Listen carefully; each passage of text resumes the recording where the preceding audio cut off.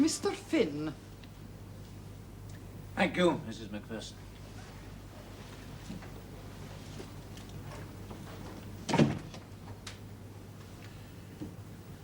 You find me a much altered man, Mr. Finn.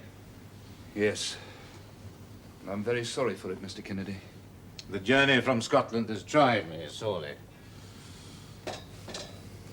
I've come all the way to London to see you, Mr. Finn. I believe you are going to her this Christmas. That is why I'm here. I understand from your letter you wish me to take a message to Lady Laura. That is what I wrote. So you are going to Dresden. Please tell me what I am to say to Lady Laura, then I must go. What did I do that she should leave me, Mr. Finn? Did I strike her? Was I faithless? Had she not half of all that was mine? I imagine she was not happy. Happy? Are we not told to look for happiness there, and to hope for none here below? Mr. Kennedy, if a man is particular about matters of religion, he should perhaps ascertain his wife's views before he marries her. Her views, Mr. Finn? God's word is to be obeyed, I suppose. People doubt about God's word. Then people will be damned, and they shall be damned. A woman does not like to be told so.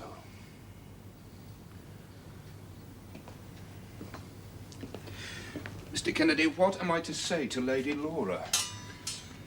You were in love with her once. I was in love with Lady Laura Standish, Mr. Kennedy, before she married you.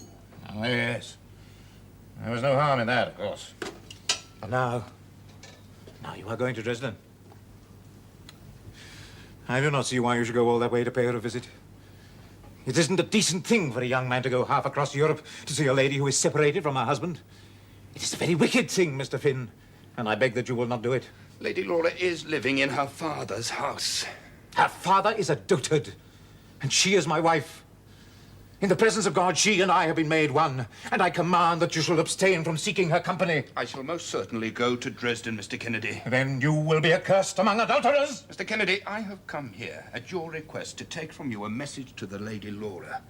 If after all you have none to send, pray let me wish you good night.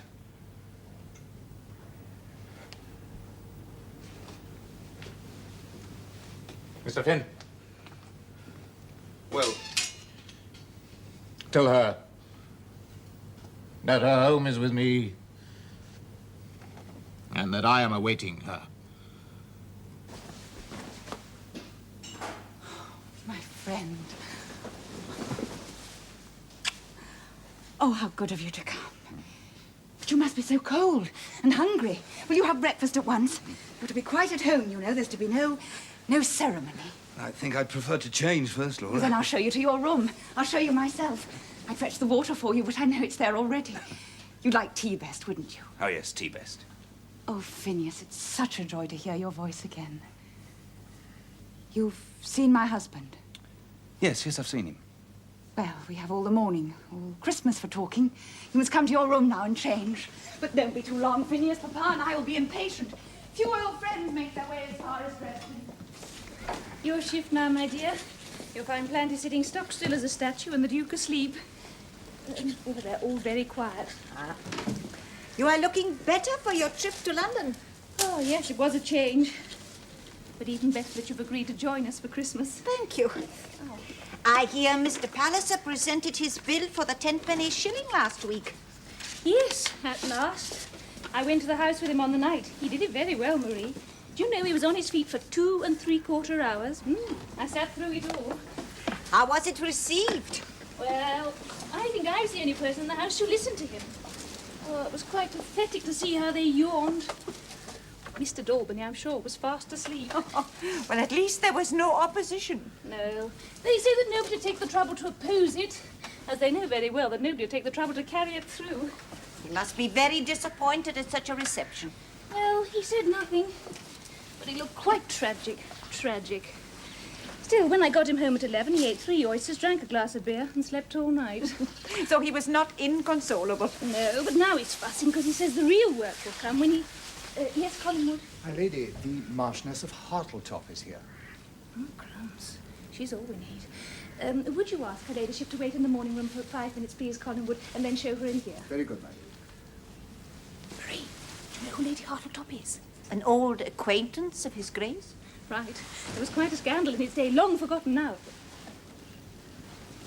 But not, it seems, by her. No, she wrote asking some time back, and he said no in capital letters, so I put her off politely. And now... But why won't he see her? Well, it's all to do with Planty once having a fancy for her son's wife. Lady Dombillo. Oh, but that was before the Duke forced Planty and I to marry donkeys years ago. But ever since then, the Duke's detested the whole Hartletop family. Am I to be kept waiting forever, Lady Glencora? My dear Lady Hartletop, I'm so sorry you've been inconvenienced. I have come to see the Duke. So I imagined. Unfortunately, the doctors will not allow anyone to visit him. But I insist upon seeing him, and I shall not leave here until I do. Who was that? A friend of mine. She is Madame Goesler. Yes, my most intimate friend. And does she see the Duke? Yes, Madame Goesler does see the Duke. And I am to be excluded. My dear Lady Hartletop, what can I do? The Duke is accustomed to Madame Goesler's presence and therefore is not disturbed by it. The doctors say... Never mind what the doctors say. I should not disturb him. But he would be inexpressibly excited were he to even know that you were in the house. I cannot take it upon myself to defy the doctor's orders. Lady Glencora, I have known the Duke since 40 years. Oh, Lady Hartletop, very well, very well. I'll go and I'll see what I can do. Shh, there. Now, come.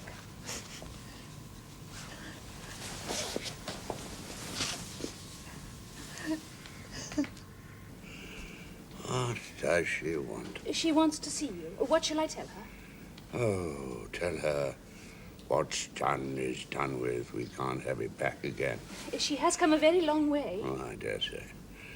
Well, tell her I'm too weak to see anyone but my nearest relatives. Well, I believe it is affection that has brought her here. Affection, you think? Well, tell her to respect my feelings and take herself off again.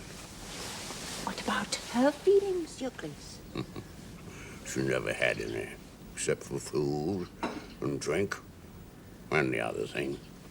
Tell her, make less thy body hence, and more thy grace. Shakespeare, they taught it me at school. That's right, ain't it, Mary? Shakespeare? Quite right, Your Grace. Yes, they made me learn the whole speech, but for the life of me, I'm damned if I can remember how it started.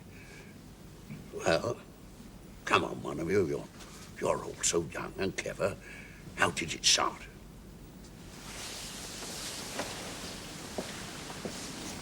Well, come along. I think it is, Your Grace. I know thee not, old man. Fall to thy prayers. How will white hairs become a fool and jester? That's it. That's how it went.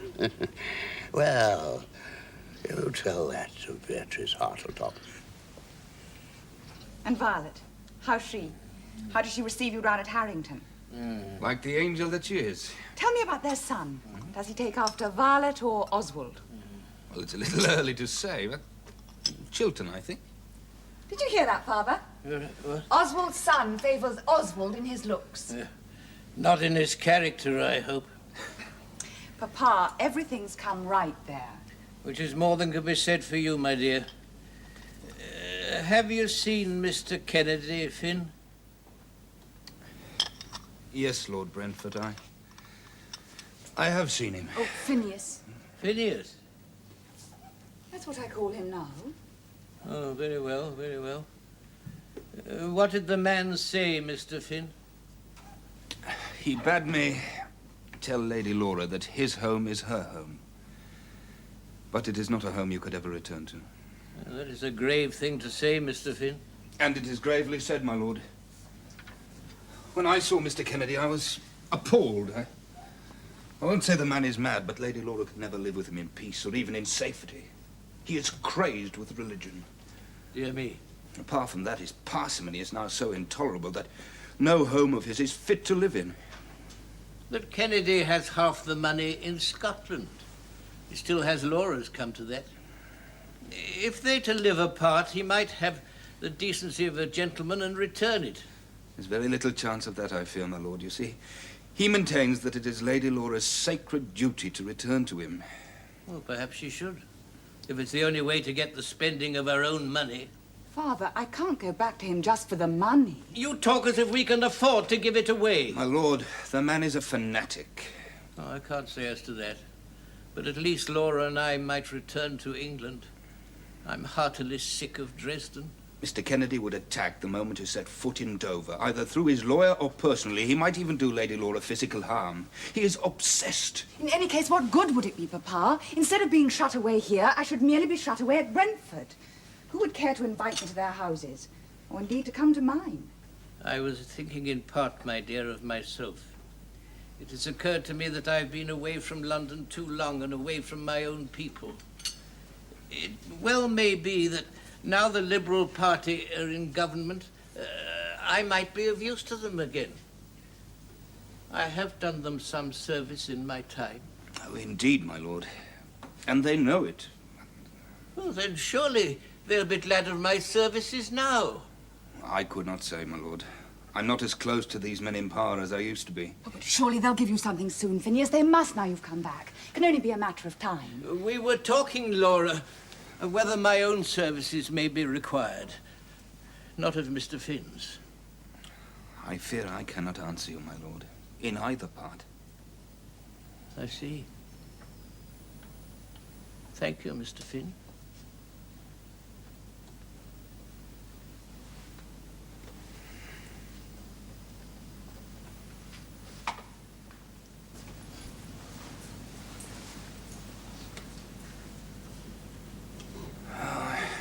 Sorry he took it so sadly. I did not mean to hurt him. He doesn't realize how old he's become. He doesn't know that time and power, such as his ever was, have passed him by. I fear he may know it now. Then it's as well he should. I know it myself, Phineas. God, how I know it. There's only one thing I can live for now. You. Through and for you. Laura. It shall never be so again. I'll kill it out of my heart, even though I shall crucify myself. From now on, I'll be your sister. This other love I'll kill. But as your sister, Phineas, I shall love you most tenderly. And when you come to love again, you'll tell me everything, and I shall never stand between you and your wife. Phineas, I can never forget what might have been, what was between us once. That's done with, Laura. It's long finished. For you, yes. But for me... When I was young, Phineas, I didn't credit myself with much capacity for passion. I told myself that love should be a servant and not a master. And I married my husband, fully intending to do my duty by him. Now we see what's come of it. It has been his fault, not yours. No, mine. I never loved him. But you admired him once. You respected him. So I told you, yes. And perhaps I made myself believe it. But in truth, Phineas, all I wanted of him was to share his wealth and to stand beside him in a high place. And for these things, I dismissed my love for you. I thought then that I could make do with your friendship. And in time, the rest of it would die. Or at least would always be so far under my control that I could hide it from my husband. But I couldn't hide it, Phineas. The knowledge of it has destroyed him. And he, in his turn, has destroyed me. So justice has been done.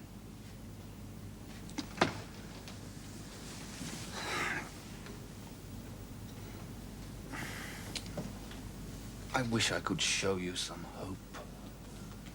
But you have. By coming here. I know, Phineas. I've just told you I know there can never be between us that love that there might have been once.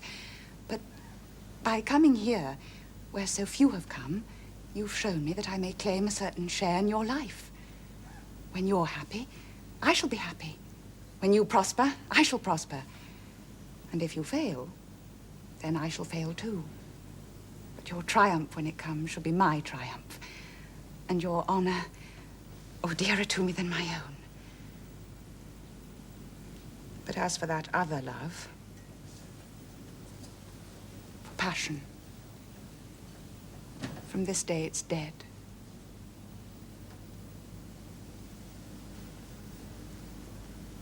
I do go in, gentlemen. Now, the position is this. Mr. Daubeny, he's made it known that he intends to propose an important new measure in the House. And of course, as Leader of the Opposition, he's fully entitled to do so, but it is the nature of the measure, gentlemen. And that has come as a very disagreeable surprise. I knew he'd play dirty sooner or later. So the stratagem is this. He proposes an act to disestablish the Church of England. But that's our pigeon. When we get around to putting it. Yes, as you imply, gentlemen, we are the party who should bring in disestablishment when we judge the time to be right. I know one man. Nevertheless, Mr. Daubeny, although a conservative, is to propose the complete severance of any official connection between the Church and the State. And he then dares us, as Liberals, to resist it. I know one man who'd like to support Daubeny on this. Phineas Finn. He made a strong point of disestablishment during the election. Yes, I know, but I don't think he would support a conservative version of the measure. He's let us down before. And may do so again. I think, Bonteen, we can afford to be kind company in assessing Mr. Finn's character and motives. And let us say he is not the only one who may not see eye to eye with the government on this issue. So, gentlemen, it is our task to see that all dissidents are aware of Mr. Gresham's view and respect it. So, it's just as simple as this, Phineas. Either you stand and vote with your party, or never again will you be an officer of ours. Even though Lady Glencora and the rest of the women should cry their eyes out. And Lady Laura Kennedy. Why do you mention her? Because we all know where you spent Christmas. Oh, yes. And that's another thing, Phineas. As I've warned you before, you want to be very careful about all that. About all what? I don't think you need me to remind you. Hmm?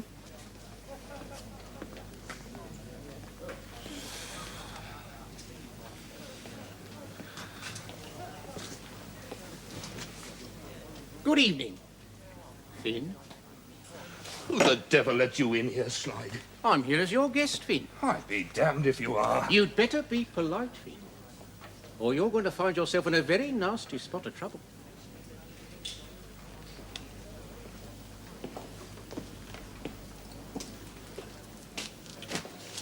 And so, Finn, you've come back.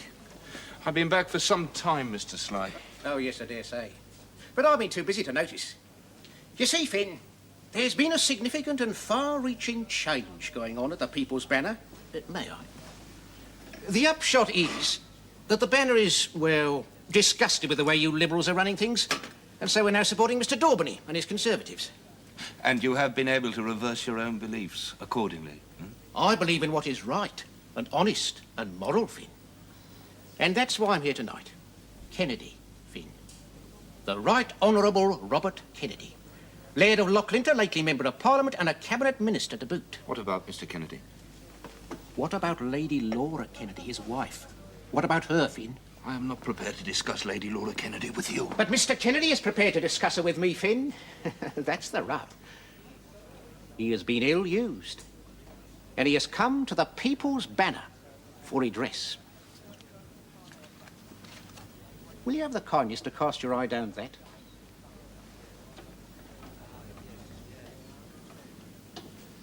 You see, Finn? A letter from Mr. Kennedy. He's in London just now, as I think you know, seeing after his affairs. One of which is his absent wife. Now, as he says in that letter, he's fully prepared to forgive her, if only she'll come back. Darling, my dear fellow, what's the news? And why won't she, Finn? In one word, you, your evil influence, of which Mr. Kennedy now wishes to apprise the Christian public through our columns, in order to fix guilt where it lies. You're not going to print that. Why not? It's already in type, as you see. This is a private matter. Nothing is private to us, Finn. We're the guardians of purity and morals, especially in high life. The public is very concerned about the morals of its masters, you see, and very sympathetic to injured husbands. So, I propose to print then that heartfelt appeal of a wronged man in my first edition on Monday. If you do, I'll prosecute. Prosecute all you want, Finn. Always round it, you prove a very lively case.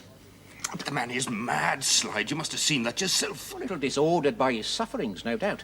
But he still has the management of his property. All right, what is it you want? Want? We want nothing. The People's Banner is not to be bought like a mere politician, Finn. You must want something, Slider. You wouldn't be showing me that. All I want is your moral cooperation, Finn. That's all. We'll delay publication of that letter. We'll even drop it altogether. If you'll undertake to persuade the lady to go back to her husband and to give us a full account of how you did it, paying tribute to our timely intervention, of course, that will be purity in action, you see, for a righteous public to admire. The lady is not in my hands. Oh, she'll listen to you sharp enough. Not about this. Say that you'll try. It's out of the question. Then that letter goes in on Monday. Mr. Slide. Mr. Kennedy is back in London, you say now. What I will do, if you wish, is I'll go to see him. What good will that do? I'm not quite certain, but if you wish me to interfere, I'd prefer to start with him. All right, Finn. You go and see him. But something very good will have to come out of it if I'm to hold back this.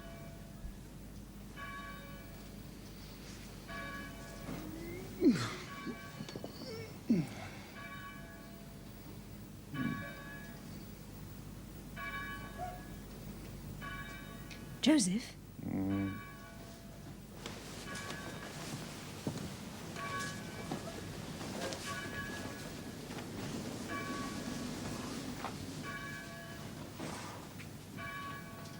Joseph, it's 10:30. You can't lie in bed all day. Why not? Sunday, ain't it? Exactly. Your day for activity, I should have thought. What sort of activity do you advocate? Joseph, surely you are giving a sermon this afternoon. Oughtn't you to be looking it over? I've got much nicer things to look over.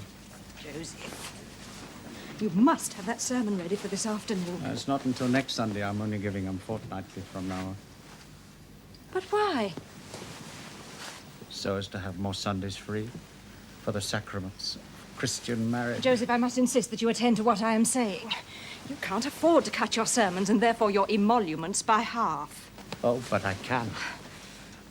I have other sources of emolument now. Ain't that so, Lizzie? Or so you seem to think. But you are drawing on me far too freely of late. What's yours is mine. The prayer book says so. But you are abusing it, Joseph. No, I ain't. I'm using it. As God permits, and indeed enjoins every husband. Well, my friend, Mrs. Bonteen, says that... Mrs. Bonteen is a quacking fool.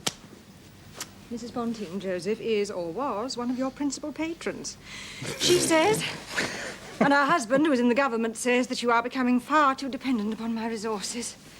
Who could resist them? And that you are becoming altogether slovenly and indifferent about your work. Oh, I can do my work all right. You just see if I can't. Joseph! You... Oh! Oh, my flower. Beautiful without and within. Yes, I know. Whose petals are too delicate. That's all very well, Whose bloom is evanescent. You are spending too much of my money. There's plenty more where it came from. But you might go out and earn it for yourself.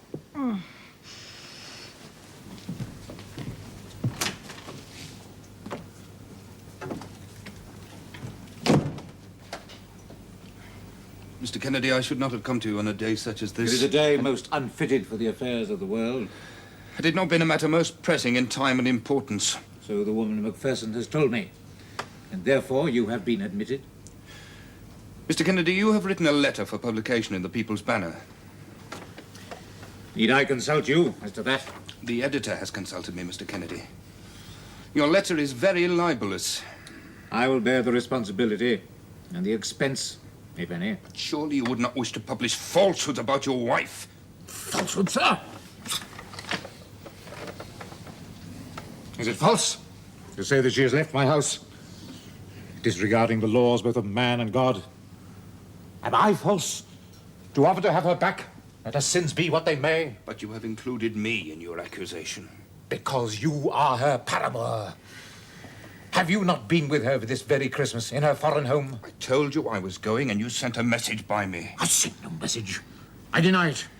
I forbade you to go to her, and you disobeyed. And you are an adulterer. I have done you no injury. But I've come to you now because I have seen a printed letter which contains a gross libel against myself. It is printed, then? Yes, but it need not. It must not be published. You cannot hope to regain your wife by publishing lies about her. I can prove every word that I have written. And come what may, you will meet with the disgrace you deserve. So it is vengeance you want, Mr. Kennedy? No. No. No, vengeance belongs to God. But I will tell you what I will do. If you will say that she shall come back again, I will withdraw that letter and spare you the disgrace. I cannot make her come back to you. She will come if you tell her. And why should I tell her to submit herself to misery? Misery? What misery? Must a woman be miserable because she lives with her husband? Let her come back, and she shall live in peace and quiet, and offer no word of reproach. Eh, Mr. Finn? I can have nothing to do with it, Mr. Kennedy. You refuse me? Yes.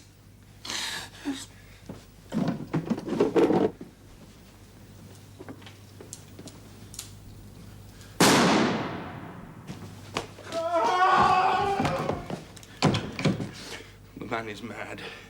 Did you hear the shot? Aye.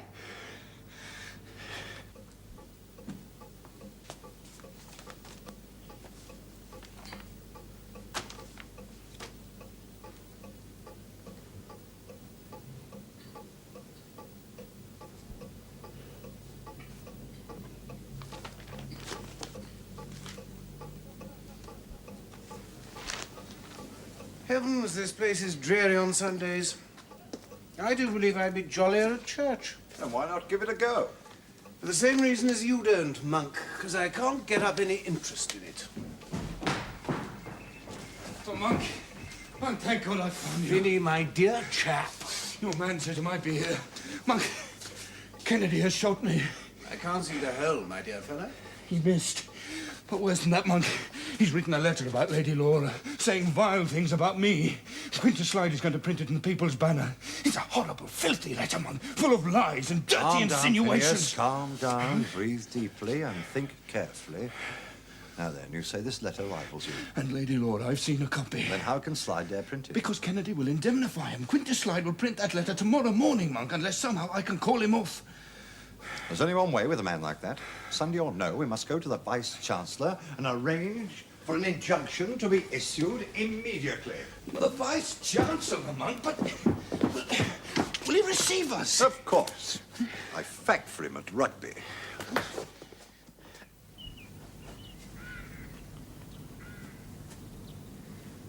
The doctor's just left him. It cannot be long now. Was Sir Omicron precise? Oh, he said it would be some time yet, but not long. Well, the boys must come back from school. Well, they must see him once more before it's too late. Is that necessary? Well, he always loved them. It's necessary that they should learn to look upon such things and accept them. I suppose little Planty could see him, I think. Yes. Gerald too, perhaps, but well, surely Mary is too young. No, she should go to him as well. Yes, I suppose so. Well, I've sent to London for Marie.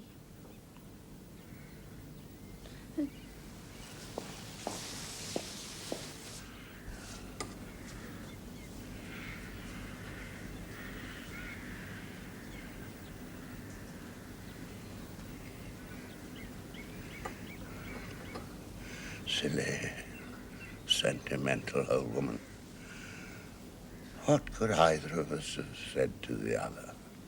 Lady Hartletop? Yet I think she came out of love. Love, you think? Hey, nonny, nonny. That's all there ever was about that. On your part, perhaps. But on hers? Never mind, never mind. She didn't lose by it. Perhaps she didn't really want your jewels. Any more than I wanted your coronet.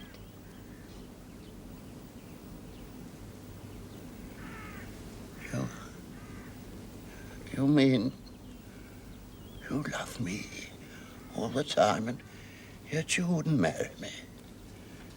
Why else would I be here? Oh, then why didn't you come to Como with me when I asked you? For a few weeks of hey, nonny, nonny, until the novelty wore off.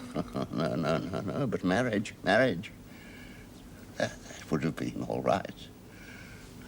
Oh, Marie, why didn't you take the coronet when it was offered you?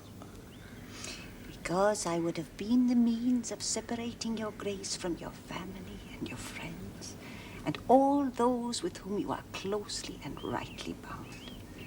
I should have harmed your grace, and I should have made myself a thing of mockery. But as it is, we have kept the respect of the world, and we have been dear friends, have we not? Oh, yes. Yes, we have been dear friends. Kiss me, Marie, to show me how you love.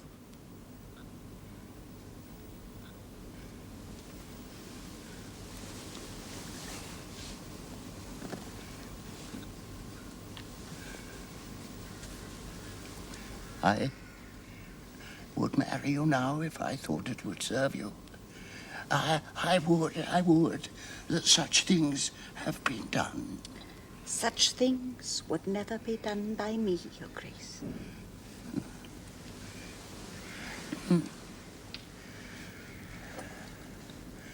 Yes, it is. It is nearly finished, Marie. Oh, I had another letter from Chiltern about foxes in Trumpton Wood. That must be seen to. You mustn't worry about such things now. No, I suppose not, but Plantagenet won't see to it. It's not in his line. But Glencora will. She sees to everything. Do you know? She had a clergyman here to give me the sacrament. I took it, of course, to oblige her.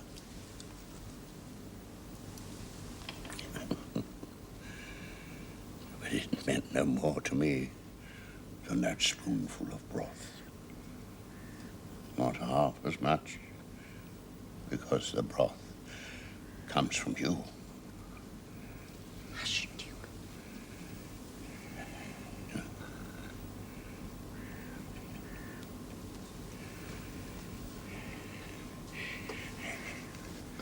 Yeah. It's nearly finished. Marie, the thing is done now. I hope for nothing, but I fear for nothing either.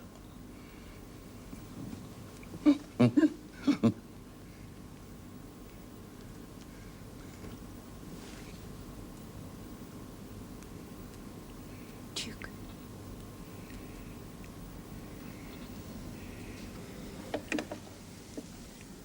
My Lord Duke.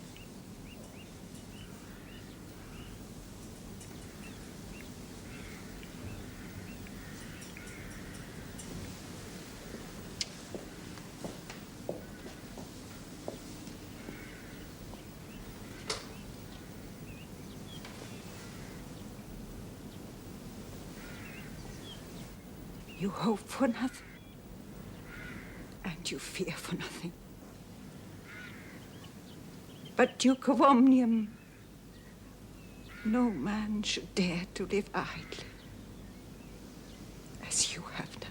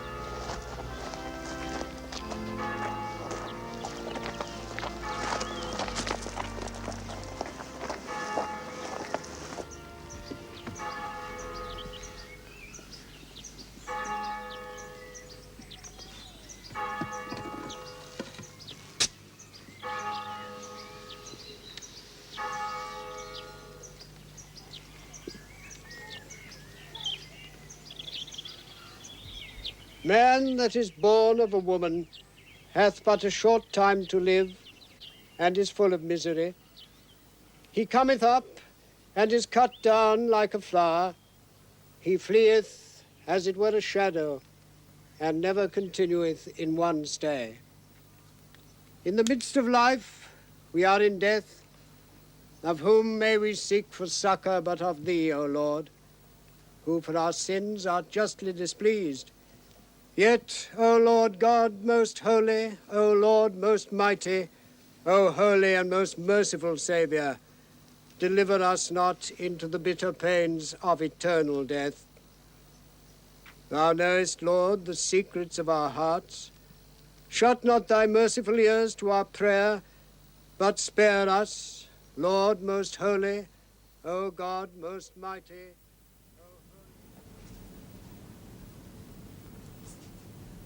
So, what now, Plantagenet? The will must be administered. Herald's College must be duly notified.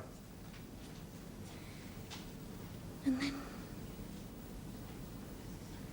you must be the Duke of Omnium and Gatherum. I suppose you must give up the Exchequer. The one post a peer cannot hold. A duke may hold any other office under the crown. Maybe prime minister even.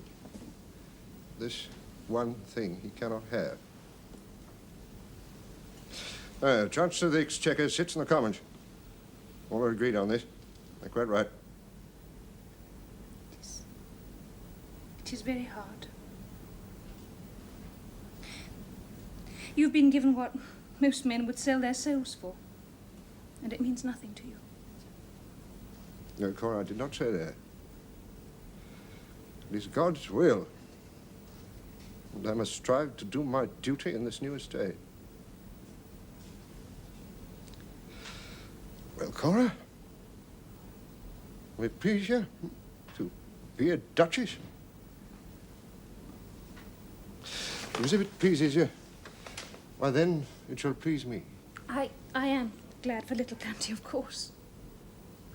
But, well, for myself, I think being just Glencora Pallisers is as good as being the Duchess of Omnium, and had far more license. From now on, there'll be less room for, well, for how shall I put it? Mischief? Amusement, let us say. Duchesses must behave pretty much as other duchesses, I suppose. And Aunt Renew, Plantagenet, they're a pretty bleak lot. Still, perhaps I can leaven the loaf.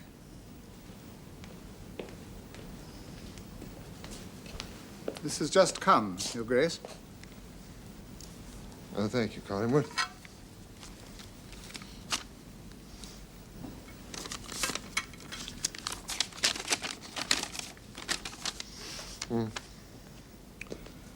It is from the lawyers. I must be in London presently to see about the will. Will you stay here? Well, I suppose I'd better. If I come to London, I can go nowhere just yet. Marie will be here to keep me company. You still intend to see as much of Madame Gerster? Now that Now that he has gone? Yes. Yes, I do.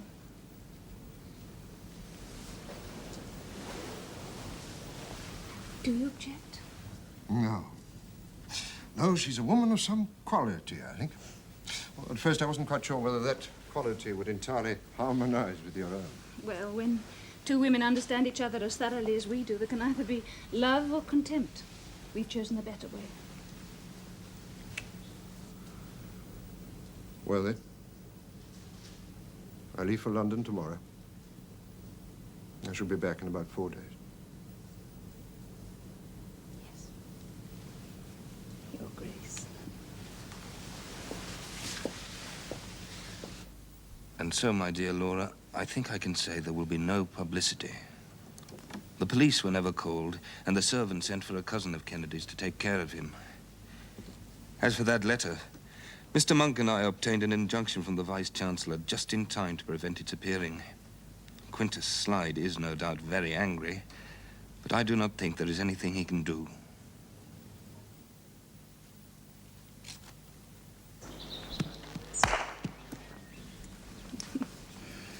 Little Planty's good at games, hmm? Little Planty, indeed. He is now, by courtesy of the Queen, to be called the Earl of Silverbridge. I think I shall call him Silverbridge. Oh, I should leave it to others to do that. Well, I was only joking, my dear, but it'll be a good start for him at Eton. If it doesn't spoil him.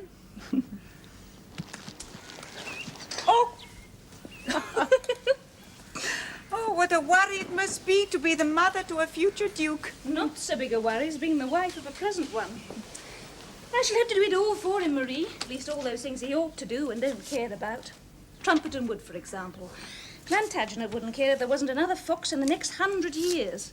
But something will have to be done, or otherwise Lord Chiltern will cut off our heads. Oh, surely a few words to the agent will soon settle that. Well, one would have thought so, but you know how fierce that Chiltern family can be. Look at his sister. So besotted with love for Phineas that she's had to hide her shame in Dresden. I am sure that is not quite right, Lady Glencore. I'm sure there's been nothing improper there. I dare say you're right. Mr. Kennedy did try and shoot him all the same. Yes. I do hope that story won't harm him. Let's hope not.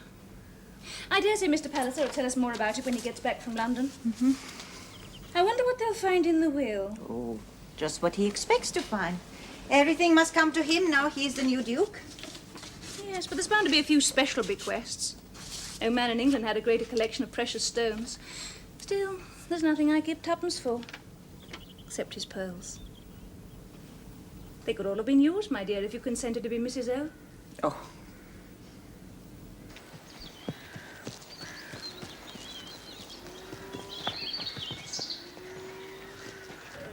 That it should have been moved today. The bill itself having been... A word or two with you, Finn, if you please. Very well.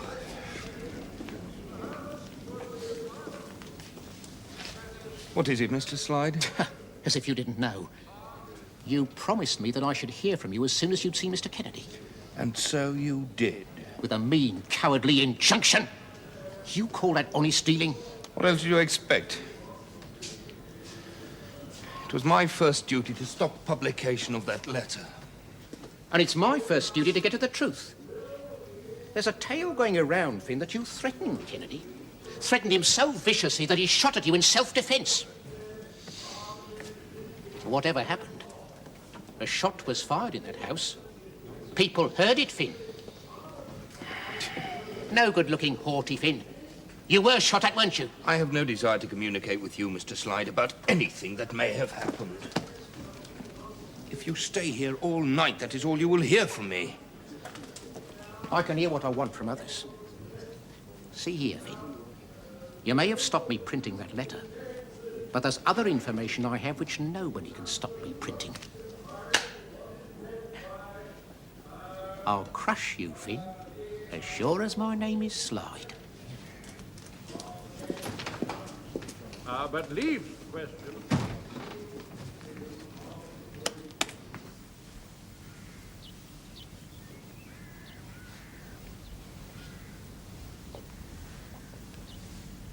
Are you quite sure of this, Plantagenet? It's certain. Then I think we better tell her as soon as she comes in from her walk. Cora, do you resent it? I confess I had a hankering myself. I've just had the My most dear, delightful you've had walk. some good fortune, and I think that you should hear of it at once. Perhaps Plantagenet had better tell you. Oh, Madam Gercy, as one of the executors of the will of the late Duke of Omnium and Gatherer, I have to tell you that His Grace has bequeathed here all his jewels.